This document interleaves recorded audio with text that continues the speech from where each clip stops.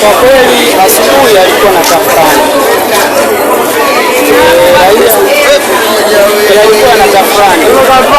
Asilimia ya watu wengi ambao unawaona sasa hivi hatukuwazoea kuwaona kwa muda huu. Tunazoea kuanzia saa 2 huko ndani, yani hapa tulipo, yani sasa hivi mimi kwa hamna sehemu ya kufanyaje ya kukanyaga, lakini tumejaribu kuona changamoto ambazo watu wamejaribu kuzifanya kiasi kwamba mpaka baadhi ya watu walikuwa na hofu, lakini serikali ilituhakikishia usalama na watu wamejaribu kuiaminisha serikali kwa kiwango kikubwa, na mpaka unaona kidogo asilimia fulani ya watu.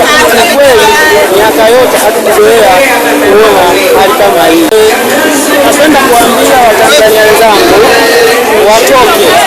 Leo ni tarehe 7, ni kilele cha sikukuu ya Sabasaba, lakini bado Sabasaba inaendelea.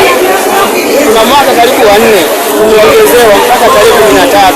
Kwa hiyo hofu ambayo waliokuwa nayo leo, tunawaomba kesho na kuendelea waweze kujitokeza kwa kiasi kikubwa sana.